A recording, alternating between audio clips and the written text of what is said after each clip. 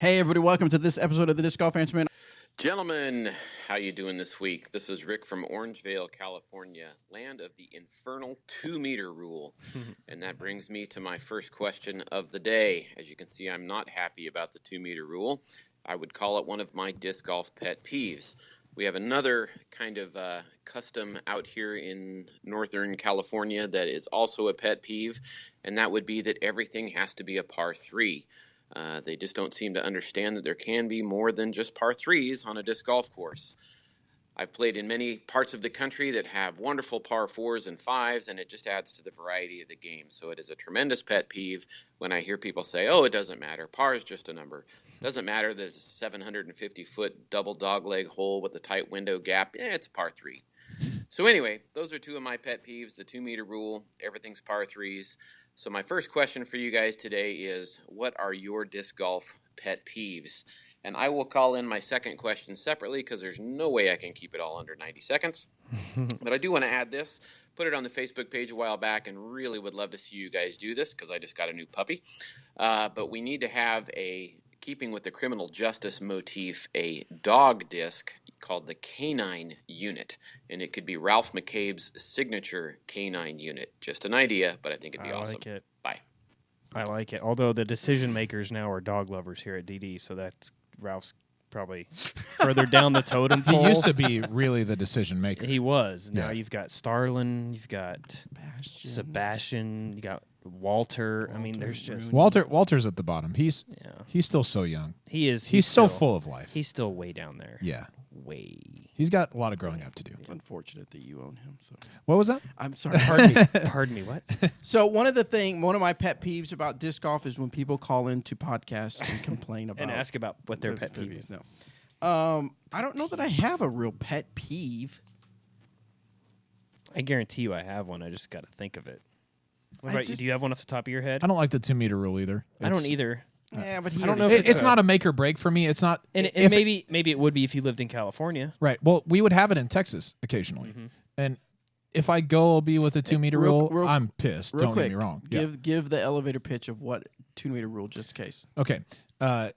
If your disc comes to rest higher than 2 meters above the ground, it's considered out of bounds. So whether that's in a tree or on a roof or wherever it is, it's considered out of bounds. So if I'm stuck in a tree 10 feet above the ground, I mark my lie underneath my disc, and if I threw my tee shot into the tree, now I'm throwing 3 instead of throwing 2.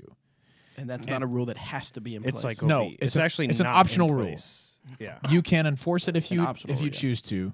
You do not have to. Typically, enforce they it. only do it in California Yeah. or the Why? West Coast. Why is that typical? I think a lot of it is because it's just a lot of the courses out there are pretty old school. That's an old school rule. It's an old school rule that they just want to live and die by. And a lot of the courses are actually designed where, okay, the shot is throw it up over the top of all these trees, crash that big pine, and let it tumble down. Really? So, I mean, you hit that tree, you stuck up there, you're either getting a 2 or a 3 if it comes all the way down. I think that's a lot to do with it. I think It's just lucky school. whether or not it sticks. That's what's frustrating about it. yeah, that is it's a good point. I don't know if it's a pet peeve. I just don't like it. Yeah, I don't really care for But yeah, it. it's not a pet peeve for me. I'd say my pet peeve is when people complain about every shot. And it's a good shot. Whether it's a good shot or not.